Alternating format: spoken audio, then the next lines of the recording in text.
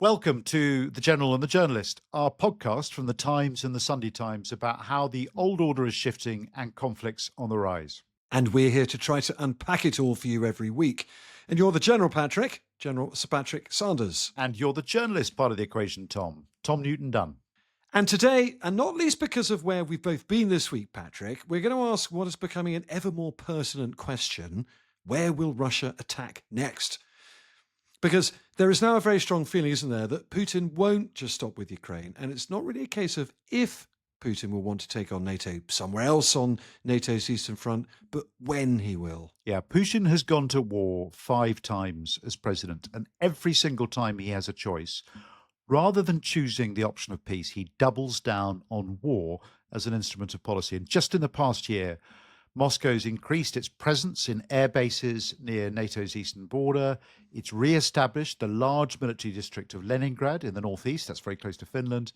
And it's ordered an increase in its armed forces from 1 million to 1.5 million.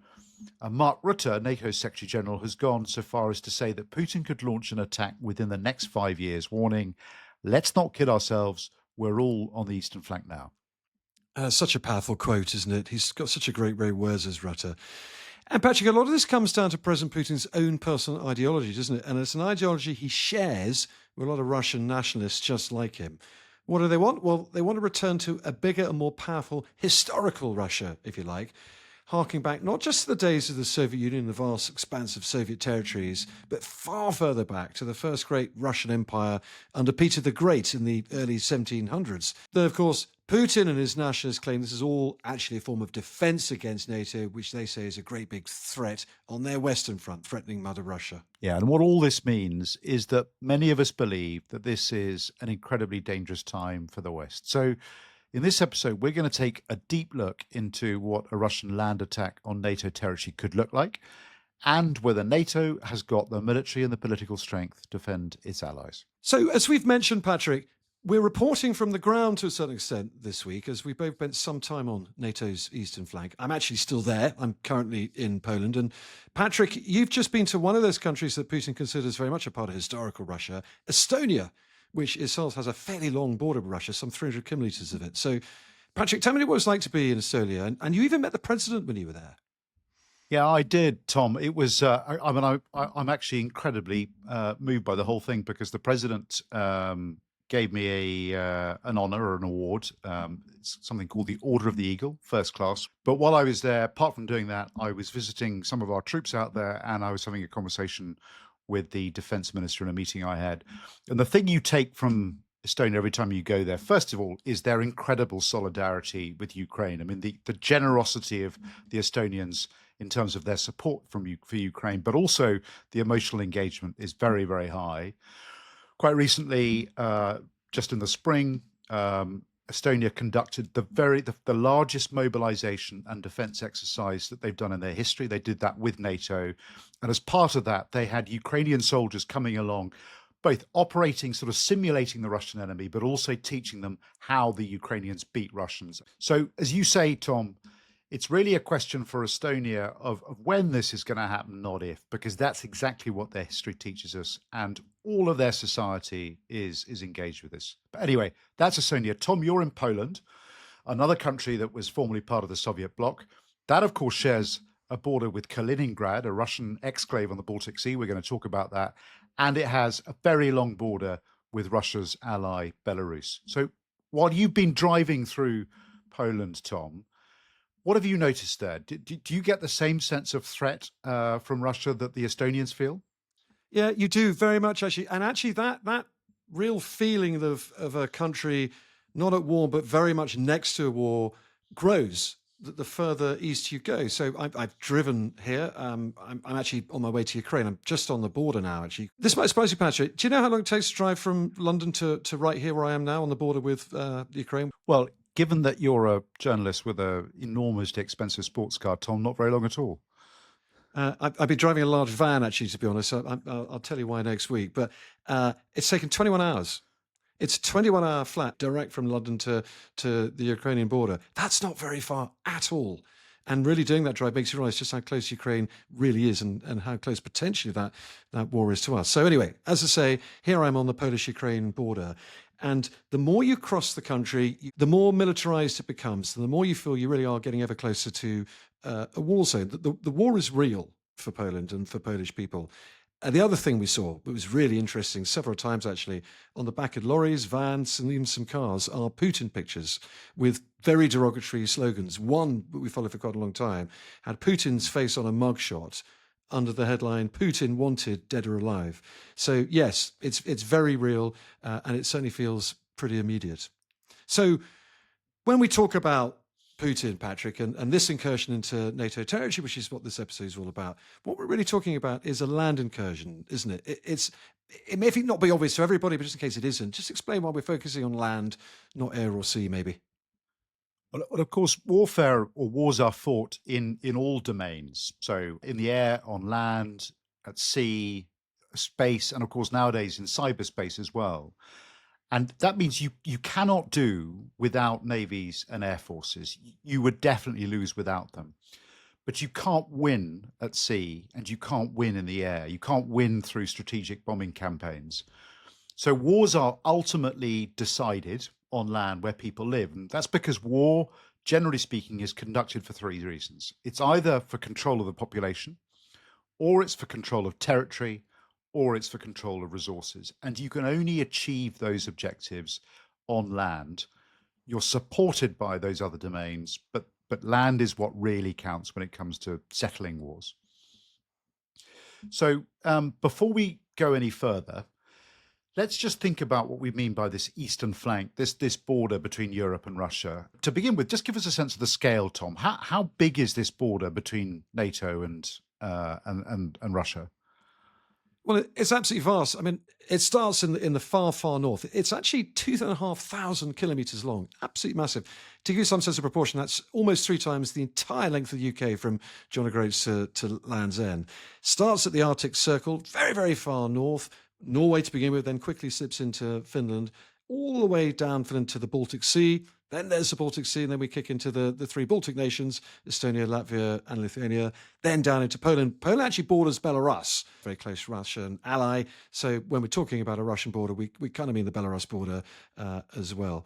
And interesting, Patrick, that border, that hostile border with Russia stroke Belarus has doubled in the last 2 years. Of course, when Finland joined NATO, Finland was independent until Russia invaded Ukraine. Massive own goal for Putin. Finland then joined NATO, itself having something like a 1,300 kilometre border with Russia. So now it's twice as long. So, Patrick, you're really well acquainted with this border when you're in the job, especially your last 3 years as Chief of the General Staff. You came to various different bits of it.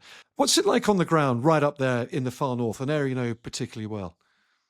Well, Tom, as you know, but others might know, I'm half Norwegian. It's my first language, and I ski. So because of that, I skied this Norwegian border with Russia in 2018 with my Norwegian cousin, Lars. Big chuck out to him. And we skied this, camping variously in tents that we dug into the snow, or staying with the Norwegian border guards, the soldiers they have up there, in huts. And did you pull your own sledge, may I ask, General, or did Lars do all the hard work? I did, Tom. I did. I actually had my birthday up there, and Lars's present to me was an apple because it's all he could manage. Anyway, at the time we did this, the tensions between the UK and Russia were very high. It was just in the aftermath of the Salisbury poisonings. So because I was quite a senior general, there was a bit of concern about the vulnerability because this is quite an open border. So I was given a beacon by our special forces as a precaution, and the Norwegians provided overwatch. You know, I don't think they let me out of their sight with the various border guards watching me through binoculars. But anyway, this border, which, as I say, I've skied, is just under 200 kilometers long. It's 400 kilometers north of the Arctic Circle, runs from the Barents Sea along the Jakobs and Pacific rivers down to the tri-border point, which is where Russia, Norway, and Finland all come together.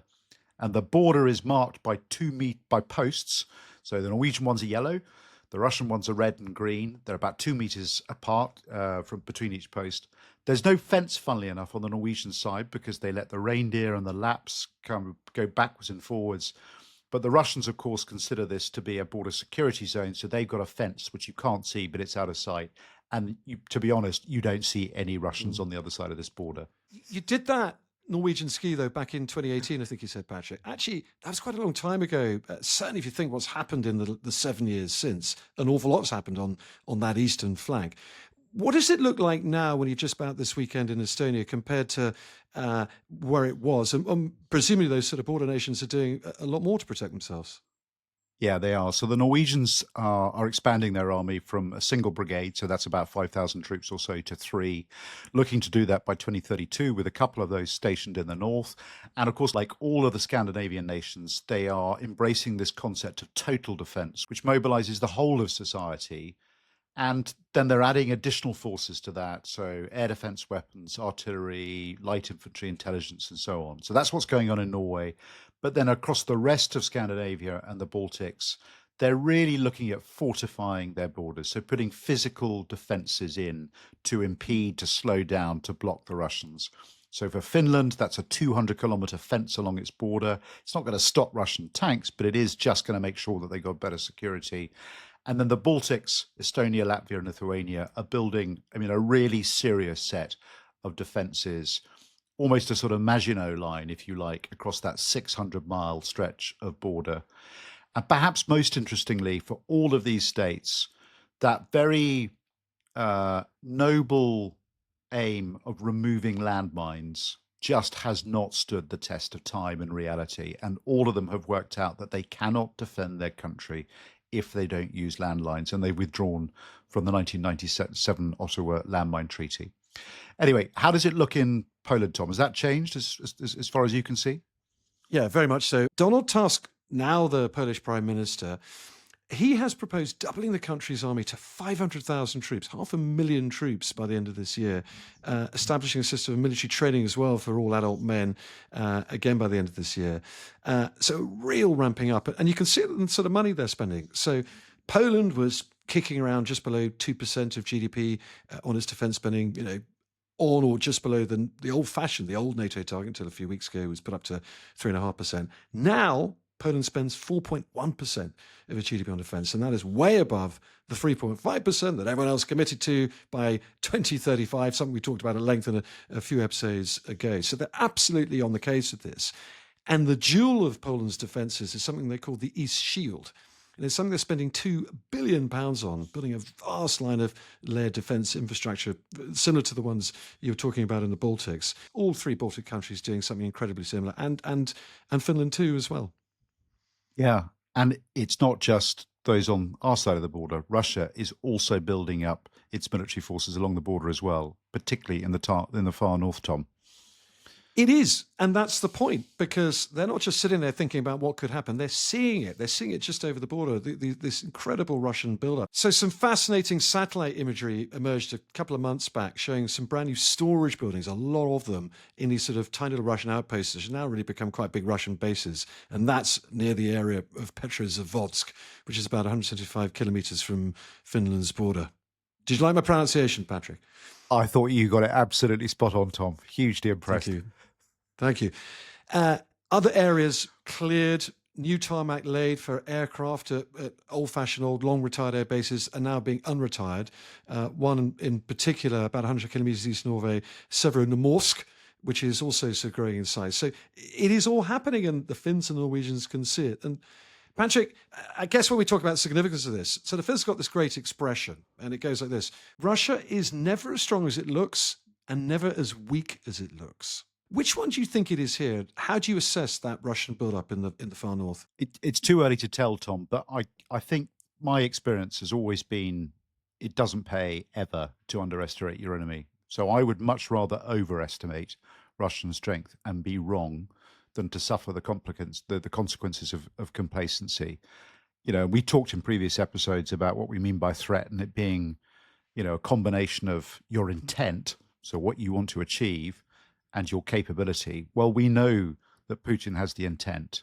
That's to restore Russian historic lands. Pretty soon, he's going to have the capability as well. Anyway, if we look at the vulnerable points along this border, that's the places that Russia is most likely to target. There are four that come to mind. The first of those is the Suwałki Gap. So that's the 60-mile strip of land that separates Lithuania and Poland. The second is the Estonian, in fact, is the border of all three Baltic states, but particularly the Estonian border. The third are the islands in the Baltic. And then the fourth is Svalbard, which is a Norwegian archipelago up in the high north. So let's try and unpack those a little bit. And why don't you start with the Suwałki Gap, Tom? Okay, so the Suwałki Gap is quite far north from where I am now, right up on the Lithuanian border, as you say. And Politico, the website, once called it the most dangerous place on earth, which is quite a title. It's often seen as the likeliest region for that Russian attack. So they've got those four target areas, and the Suwałki Gap is absolutely seen as number one on the list. Why? Well, here's why. So, as you said, it's about 60 miles long, 30 miles wide. That's the sort of gap based around the town of Suwałki in northern Poland, somewhere I think we really should try and get to actually quite soon. It would be absolutely fascinating to visit it. But why it's so fascinating is because it's wedged in between two Russian bits of territory, obviously Belarus, that country, and then Kaliningrad. And Kaliningrad is to the west of the Suwałki Gap. And it's a Russian enclave, as you say, or exclave. And it's worth just explaining Kaliningrad to people aren't familiar with it. It's a truly extraordinary historical anomaly. It's a big port city on the Baltic coast. It really should be in Poland, I guess. But in 1945, the Potsdam Conference, Stalin insisted on it becoming part of Soviet Union territory because it gave him a Baltic port. Really wanted a Baltic port. And that's where it stayed, even after the Cold War ended in 1990. It's still Russian territory. Was Soviet territory, now Russian territory. It's still the headquarters of Russia's Baltic fleet. And crucially for Russia, it's the only port on the Baltic Sea that doesn't freeze up over winter. And the Russians also to store nuclear weapons there as well. So really, really valuable to the Russians. But, and here's the thing, the strip is, as we said, the border between Lithuania and Poland. And that's why it's also crucial for NATO as well. So all three Baltic countries, their only land link with the entirety of the rest of NATO is that gap, that 60-mile gap. So if any of NATO wanted to get to the Baltics, they wanted to reinforce them or whatever, they could only go through that gap or by sea, which was a lot more painful. Hence the appeal to Russia, and control of that incredibly narrow stretch would massively undermine NATO's ability to not just reach their allies, but it would be a hugely tempting target for the Russians also to join up their land mass, if you like, including Belarus, all the way to the Baltic Sea as one long corridor. Hence, Patrick, the most dangerous place on earth. But moving north, let's continue our journey up north through these sort of four, what we think are the key Russian target areas. What about Estonia, where you've just been? I mean, Estonia matters, I guess, to Russia for three reasons. The first of all, there's a very, very exposed border. So all the way from north to south, Narva in the north, which is just on the Gulf of Finland or close to it on the river. It's a Russian-speaking enclave. So 97% of the residents there speak Russian. That's not to say that those Russian speakers are necessarily pro-Russian, but they've got Russian links. The second reason that Estonia might matter is if you control Estonia and its islands, you have a much greater degree of control of the Eastern Baltic, and in particular the Gulf of Finland, which is where the Russian ships can come out from into the Baltic Sea. And then the third reason is just about this point you were making earlier on about Russia's and Putin's desire to restore historic Russia. So back in 2022, I mean, shortly after the invasion of Ukraine, Putin started musing that, Narva was historically part of Russia. That's this city that's got majority Russian speakers, that it would need to be taken back. And so Estonia worries that an overconfident, aggressive Vladimir Putin might use that big ethnic Russian community as an excuse to invade. And of course, we've seen this film before, Tom. So while I was there, I asked the Estonian Defense Minister, Hannu Pevkur, what the threat from Russia feels like from his perspective. In general, the situation has not changed a lot since 3 years, because we've seen that possible scenario that Russia can have a surprise attack or no early warning attack anytime. And that doesn't mean even that they have to reconstitute or they have to recapitalize their own forces. So they have enough to test us, to test the NATO. The word marking all that is the unpredictability. So we have to be vigilant, we have to be ready, we have to be very cautious. Our response, together with the allies, have to be sharp and ready to defend the alliance all the time. So in that sense, I would say that yes, the biggest marker is the unpredictability. Wow, what a powerful quote that is, Patrick. And that is absolutely their reality, isn't it? And they've been living it with several years. It may be coming onto our radars afresh now, but this is absolutely the lived Estonian experience. And what do you think about this, Patrick? While you've been in the army, you spent a good amount of time in Estonia yourself over various different sort of ranks and postings. You know the country quite well. How do you think their attitude has changed since you've been going, especially the last 3 years? It may surprise you, Tom, but not that much, because Estonia's existence has been so fragile, because their history is dominated by Russia and Russian invasion. They've never been blind or naive about the Russian threat. And where they really started to invest in defense even more than they had before was after Putin's invasion of eastern Ukraine and of Crimea. And that was the point where they really accelerated what they've been doing. But we are, I should say this because I feel it quite deeply. We are very, very lucky to have Estonians as allies. You know, I was lucky enough to command Estonian troops in Afghanistan, and they were more flexible and were prepared to do more than any other troops in the brigade I was commanding, and that included British troops. There were no limits of what they would do, and they really paid their dues in terms of being allies. So when it came to the Estonians asking for the UK to help defend them against Russia, it was a very easy decision for people like me to step forward and say, yes, we really respect you. You've been great allies. That's really interesting. Actually, I remember sitting down in various sort of canteens in Helmand, Afghanistan, when I was doing my embeds as a defense correspondent. The Estonians, they were big guys, those soldiers as well. They were really big people. They used to have 2 or 3 breakfasts at once. I remember you didn't want to get stuck behind the queue behind an Estonian soldier, but they're good fighting people, aren't they? Good and strong and sturdy. Anyway, we must move north on our map. So target number 3 that we think Russia would be very tempted to go for, the Baltic Islands. So those are the islands, obviously, in the Baltic Sea, between Finland and Denmark, and mainland Europe then to the south. These islands, what are they? The large islands of Bornholm, which is owned by Denmark, and Åland, and Gotland, owned by Sweden in the Western Baltic. And then further to the north again, the Åland Islands between Sweden and Finland. And Russia's interest there, well, entirely strategic, because they're not necessarily hugely productive territory to anybody. But if you control any one of them, you basically control access to the Baltic Sea, especially when the gap gets a bit narrower. Also, Patrick, you could identify as a soft target as well, because these islands are incredibly thinly defended. I don't think anyone ever thought anyone would really want to invade them, not for hundreds of years anyway. So Gotland, for example, defended by 1 mechanized company. So in other words, a few hundred personnel in a couple of sort of armored troop carriers and the odd sort of home guard troops as well.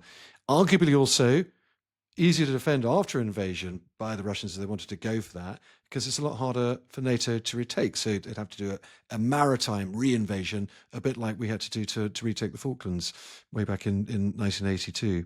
And there was a really interesting leaked German Defense Ministry paper, actually, on what a Russian invasion might look like. This was something that the Germans are sort of thinking quite heavily about. And they envisaged just that sort of island scenario to really play havoc in the Baltic Sea.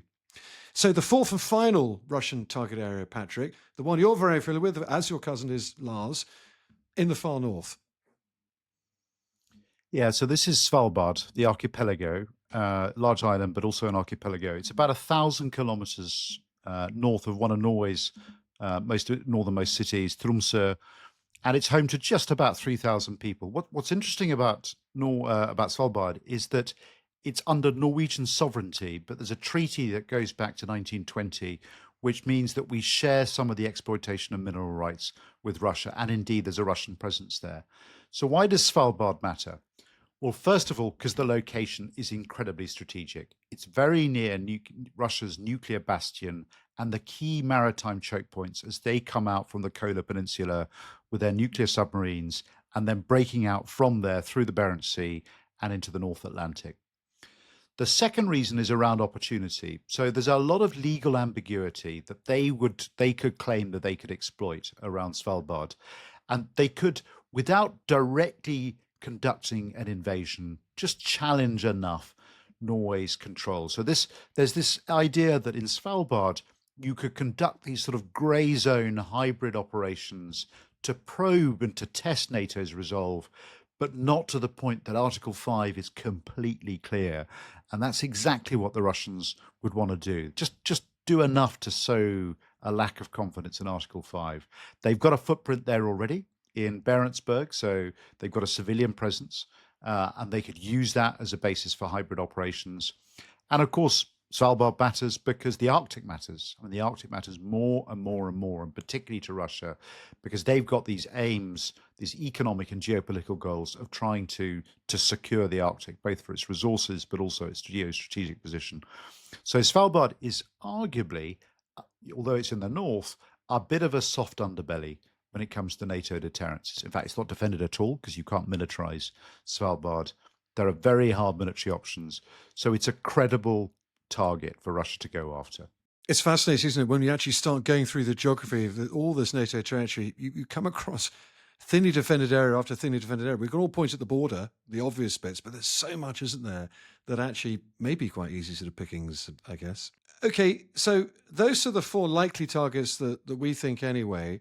Should we go on to talk about how Russia might execute an operation to seize either one or any 4 of those? Yeah, so there's a whole range of scenarios, but let's just focus on 2, Tom. So the first is a quite a large scale, deliberate campaign, and this is what NATO is most focused on. And this has at the heart of it as its principal objective the Suwałki Gap that you were describing earlier on, because what you get with the Suwałki Gap is a combination of reinforcing existing Russian territory, this exclave that we have, and linking it up. But for the same price, you also get to isolate 3 NATO states and completely isolate those Baltic states. So that's the reason why you would do it. The way you would go about it is a combination, or the Russians would go about it, is coordinating operations in all 5 of those domains that I described earlier on, but doing a lightning thrust to secure Suwałki and link up with Kaliningrad to conduct fixing attacks, so attacks against Estonia, against Latvia, as well as against Lithuania, and then at the same time, air and maritime operations to dominate and secure the Baltic and seize some of those islands. So that is quite a large-scale Baltic theatre-wide operation. But it's the most threatening, it's the most dangerous course of action that we face. The second option is, I think, more likely, which is much, much harder to defend against. And this is a much more limited operation to seize quite limited territorial objectives. That might be in Estonia, around the city of Narva, as we were describing earlier on. But the purpose of this is partly about securing territory, because that's Putin's narrative, expanding, growing, regaining Russian historic territory.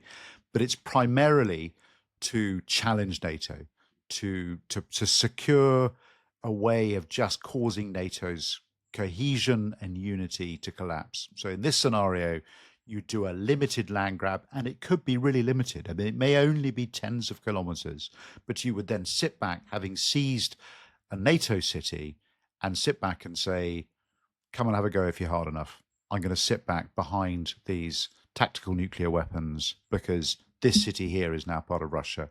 And that fundamentally tests Article 5 for NATO.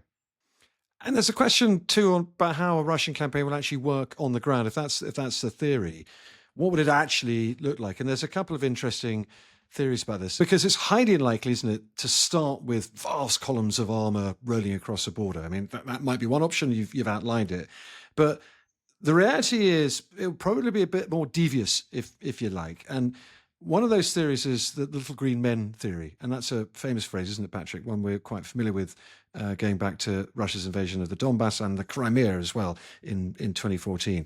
And that was that extraordinary first few weeks where these men in uniform, with no insignia, no cap badges or anything like that, would simply turn up armed, looking pretty threatening, taking control of places, local town squares, town halls, moving upwards.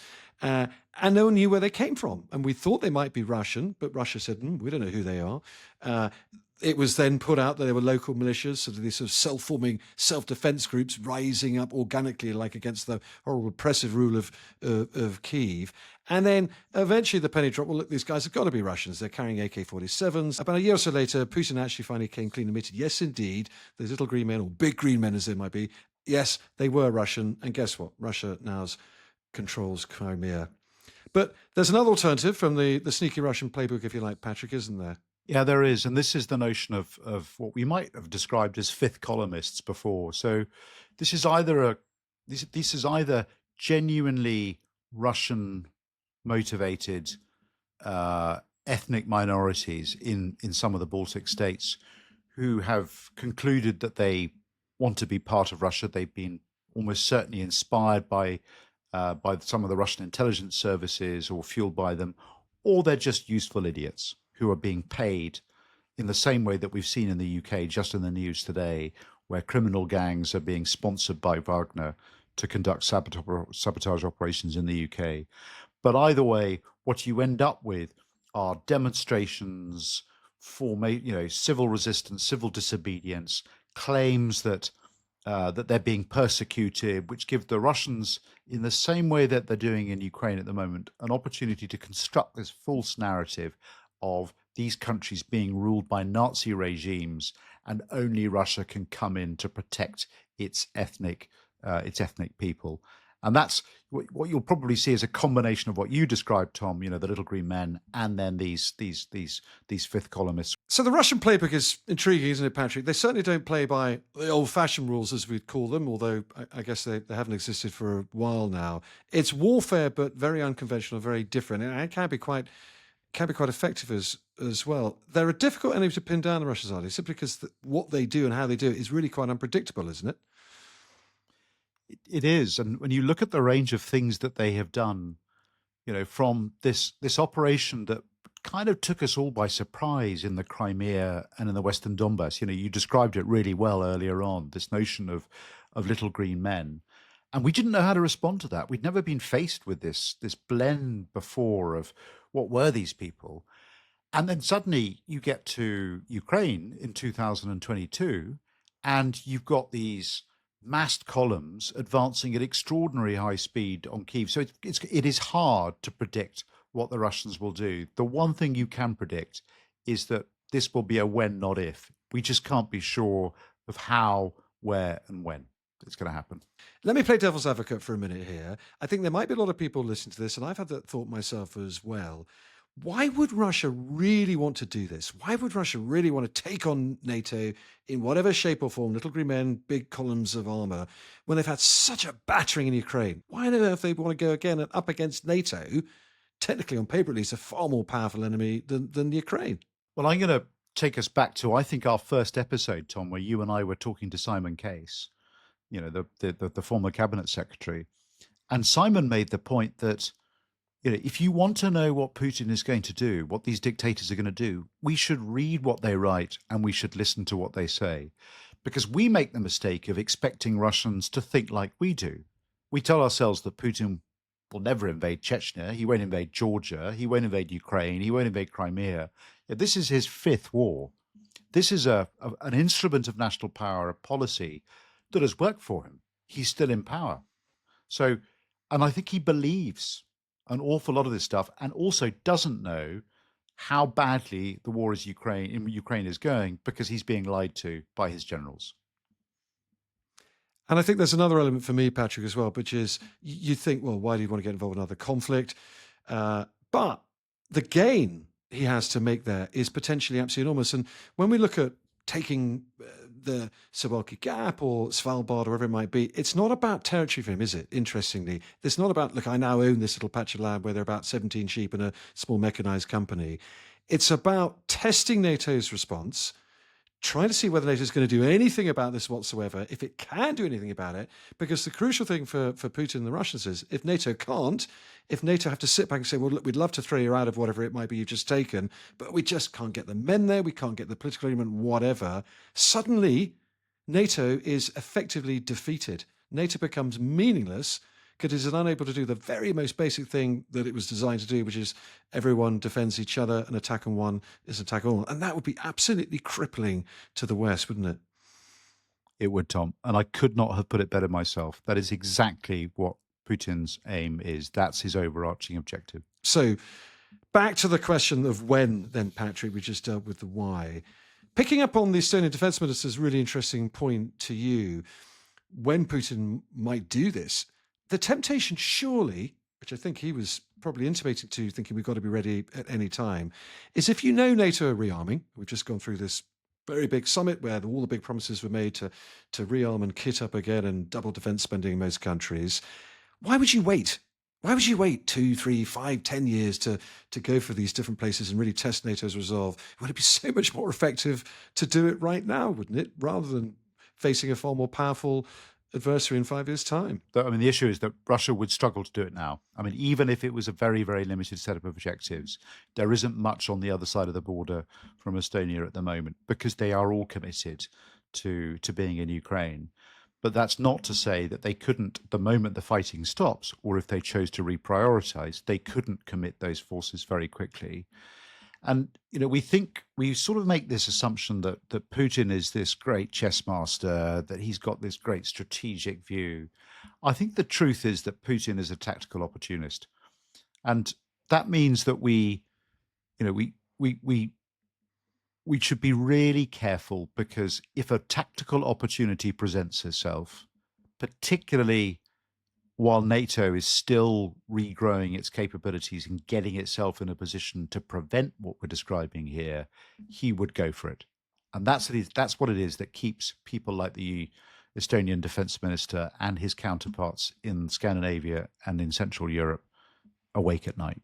But that's a fascinating point, isn't it, Patrick? When will the Russians be ready? When will they be able to reconstitute or at least go again at the same time as they're going in Ukraine? And there is a really lively debate about that, because there's a fascinating Danish intelligence report that came out in February this year, which said actually, because the received wisdom is, well, it's going to take Russia a good 5 years to regrow their military once they've extricated themselves from Ukraine. No, say the Danish, they estimated that in 6 months, Moscow could be ready to fight what they said could be a local war in a country bordering Russia, sort of a small engagement. In 2 years' time, they'll be ready to fight a regional war against several countries, perhaps in the Baltic Sea area. And in 5 years' time, a large full-scale war all across Europe. So actually, they could be ready a lot earlier. But again, we don't really know, do we, Patrick? Yeah, I agree with that, Tom. My instinct is that Russia will not need very long before it can achieve. It has sufficient forces to achieve the objective that it needs to do, which is to challenge NATO. I think a full-scale, a large-scale offensive against NATO is highly unlikely, but they don't need much time to do a limited set of objectives, and so we should take that risk. They should take that threat very seriously and assume that shortly after a cessation of hostilities, or even during hostilities in Ukraine, Russia could act in a limited way. Mm. The issue of Ukraine is fascinating, isn't it? What happens in Ukraine could well have a massive effect on what Putin does, because if the war ends well with him, if, for example, the Americans force a really bad peace on Ukraine, pulling away all their weaponry and financial support, that would make Putin feel pretty emboldened. He'll think, well, hey, I've just been rewarded. I'm going to go and do something else now.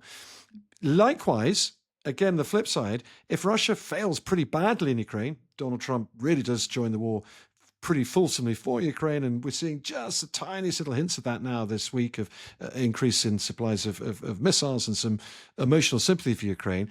Putin may get beaten, may feel he has to pull out, and the pressure on him then from all his ultra-nationalists to do something else to regain Russian pride would also be great. He may feel he's just going to have to go and do something to challenge NATO. So again, another really fascinating element of the unknown in all this. But Patrick, well, let's move on now, though, because we should also look at how NATO and Europe would respond if any of those 4 target areas we've identified was attacked in the next 12 months or so. So let's bottom out a little bit more just what those frontline countries themselves are doing. We talked really interestingly about the Baltics and Poland as well. But there's a bit more, isn't there, theoretically, on how they're going about thwarting that attack? Yeah, and the theory matters, Tom, because we have this concept that we call fighting power. So, what's the collective fighting power, the mass, the ability to fight of a nation or a set of armed forces? And we think about that as having three components. So, first of all, there's a physical component. These are the means to fight. These are the things, the weapons, the soldiers, the equipment, the capabilities that you have to fight with. That's what most people focus on. But as important than that is the conceptual component. And this is the doctrine, the how you fight. What's your philosophy? What's your culture? And what are your plans? How good are your leaders? How good are your commanders? And the conceptual component, of course, for all of these countries, those plans come from NATO, NATO's plans to defend these states. But the most important component of fighting power, and we've seen this with Ukraine in spades, is what we call the moral component, and that's the will to fight. And you could almost have some of the worst equipment. You could be armed with bows and arrows. And if you've got better plans and better leaders, and you've got the will to fight, you can still beat a much more technically advanced army, a much bigger army. And that's what we're seeing happen in Ukraine. Ukraine, yes, it's losing territory, but it is beating Russia on the battlefield, but also overall. It's denying Putin his objectives because they're just better at this stuff. So just to expand very briefly on some of the physical things that the various countries are doing, the allied countries along that border, we talked about Poland's East Shield. Others, Estonians are building 600 different bunkers along their 180-mile border with Russia, a similar kind of Lego block system of great big chunks of concrete to try and stop tanks as tank traps. Estonia also doing a big civil defence preparation plan. The Lithuanians, they're spending 1.1 billion euros to strengthen their defences, similar kind of concrete traps as well. And also, another point, Lithuania just pulled out of a cluster bomb treaty. To your point on landmines, Lithuania is quite clearly thinking, well, look, it'd be great not to have to drop cluster bombs, but quite frankly, that's not a risk we really want to take at the moment. We're going to pull out. We're going to reserve the right to drop them on the Russians if they came over the border. So that's the nations themselves under threat. The bigger question, though, Patrick, what is the rest of NATO doing, and what can it do to respond to an attack on those sort of four target areas if it happened right now? Yeah, so NATO's response straight after the Russian new invasion of Crimea and the Donbass was to fortify its eastern flank, to put battle group size. So that's about 1,000, 1,100 or so sized organizations made up of lots of different nations forward into these areas. But really, since the invasion of Ukraine at Madrid in March 22, the alliance said, okay, we're going to increase those to brigade size. So in the case of Estonia, we have a UK brigade committed to reinforce the troops that we have there already. In the case of Lithuania, the Germans have gone, no, we're going to base a brigade there permanently. So that's our forward presence. Behind that, you have these plans to reinforce and to defend NATO. And those are not just on land, but those are combined plans, as you'd expect, air, maritime, space, and cyberspace. And those were agreed at Vilnius last year. So there are really detailed plans that focus on defending this territory against Russia. It sounds dead obvious, Tom, but we haven't had those things in place really since the end of the Cold War, and now we have.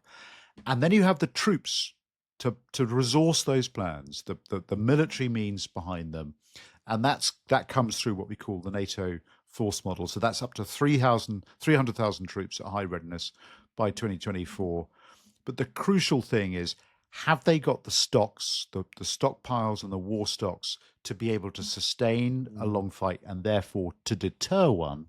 And can they get there quickly enough? And that comes down to this notion of military mobility, which is, can you move forces across Europe to Central Europe or to the eastern flank fast enough so that you could either prevent or ideally deter Russia from doing it? And when we talked last week about the 1.5% that NATO were discussing, or the week before, that's what that 1.5% goes on. It's bridges, it's railways, it's marshalling yards, it's logistics hubs, and so on. And of course, that's the plan on paper, isn't it? That's the plan that everyone is aiming for. A lot of it should have already been in place by now. A lot of it isn't in place now. And that's the question, though, isn't it? When will this great big NATO rearming and battle footprint be ready if it had to be triggered tomorrow? And a lot I read, Patrick, suggests that they're not going to be ready in time for all of this. They won't be able to react to this sort of great big sort of force movements now. And if you just look at battle tanks, for example, I know comparing battle tanks is a pretty I guess sort of 1980s thing to do. Top trumps, well, my country's got more battle tanks than yours, but they do actually matter when you warfight, as has been proven in Ukraine. The IISS think tank, for example, really interesting figures recently. Russia's got 2,730 main battle tanks, ranging from the old T-55s that were cluttering around in Afghanistan when you and I were out there in the last decade or so, right up to the brand new T-80s. And nearly 3,000 more in various stages of storage and readiness, or almost ready in stocks, etc. So that's almost 6,000. Now look at the UK, France, Italy, and Germany, all put together, 4 massive countries in NATO, all 4 of them G7 countries. All together, we've got fewer than 900 main battle tanks, not least, of course, because we gave a whole load away to Ukraine ourselves. But Poland, you look at where they are with their defence spending, how quickly they're ramping up their defences again. They've got 660 of their own main battle tanks. So it does differ as you go across NATO. The conclusion being, though, Patrick, it's very hard to see NATO right now as we speak, not just outgunned, but quite clearly outgunned and outmatched by what is now a vast Russian war machine, isn't it? Yeah, I mean, as you said, Tom, it's not really. I mean, it's not top trumps. It's not a question of comparing numbers of tanks. I mean, if the side with more tanks always won, then the outcome of wars would be entirely predictable. And of course, that is never the case. It's as much about those things I was talking about earlier on. How good are your plans? How good is your leadership? How strong is your will? What technological advantage have you got? And there it becomes much more even with NATO, because we've got far more sophisticated capabilities that haven't really come into play in what you're seeing in Ukraine. We could expect to achieve air superiority, maybe not as well as the Israelis did over Iran, but to do it relatively quickly. But your central point is still valid, because if NATO cannot resource the plans that it's signed up to by a relevant threat window and make sure that it can sustain that fighting, then no matter how good your high-tech capabilities are, if you can't outlast Russia, if you can't win in a sufficiently good time frame, then you're not credible. So NATO has got far more capability than what the tank numbers produced suggest, but we should not be complacent. And that's why acting now and by 2030 really matters. So, to be precise, Patrick, what do you think the current gaps in NATO's defences are?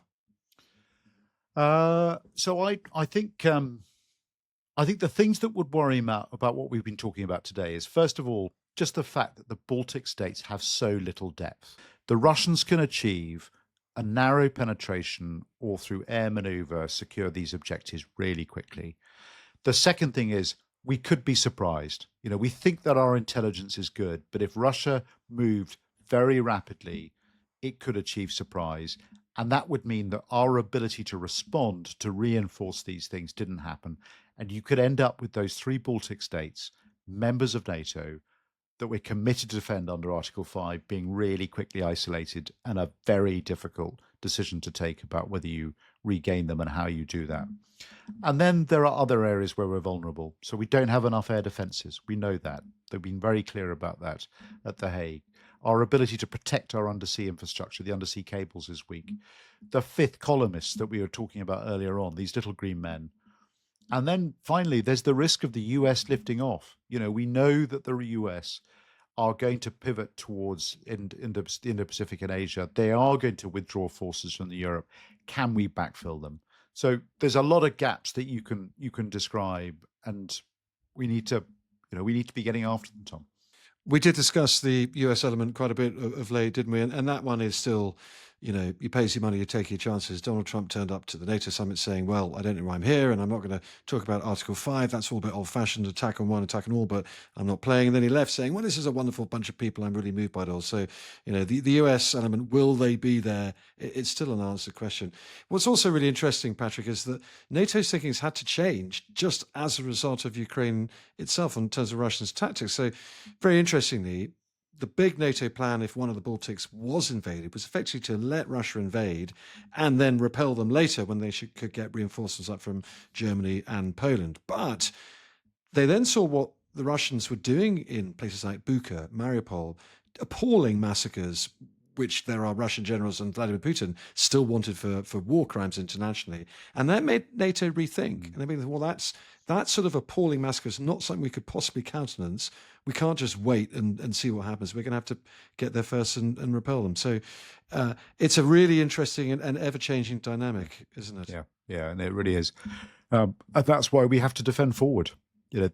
We never want to have this fight. We've got to be in a position where we're strong enough on that eastern flank to prevent this from happening, to deter it, so that Russia looks across the border and every day it goes, not today, not today, not today. All right, Patrick. Well, that's a hell of a tour of the Eastern Front, if you like.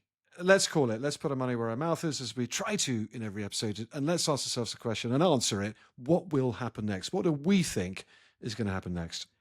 So it won't surprise you, Tom, that I'm really cautious about predicting the future with so many a range of different of outcomes and possibilities. I mean, but before I commit, how do you see it? The general caveats again. I've heard that one before. Okay, so look, I'm with you in that there are so many known unknowns here. And I think the one thing I'm fairly certain of is all this, what Russia does next, because it is going to be a what, not a if or a when, all comes down to one key calculation, and that's Russia's assessment of risk. Would they get away with what they do? What will NATO's response be? Because that prize of making NATO meaningless, NATO being unable to defend itself, is just massive if you're a Russian, if you're Vladimir Putin, a Russian nationalist.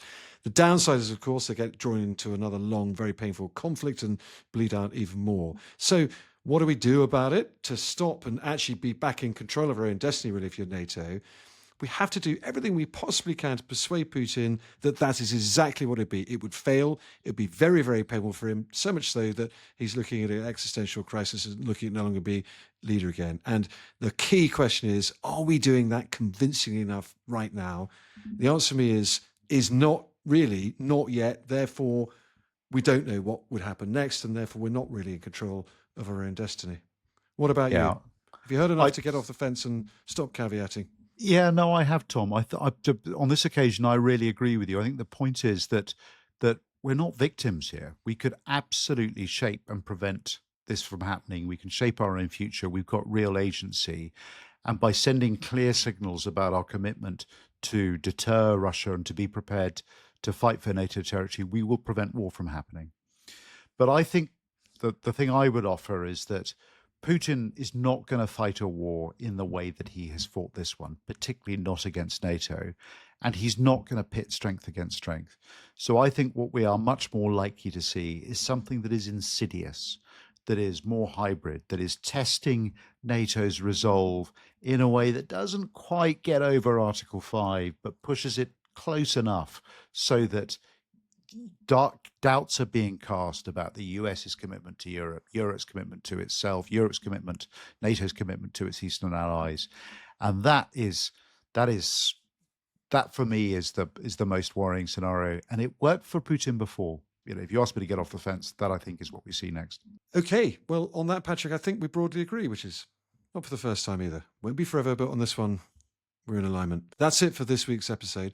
Please do email us your questions or just your thoughts. We're always really keen to hear from you. Read every single one of them. Email us at generalandjournalist@thetimes.co.uk. That's generalandjournalist@thetimes.co.uk. And we'll be back next week, as we always are, when I'll be in Kyiv.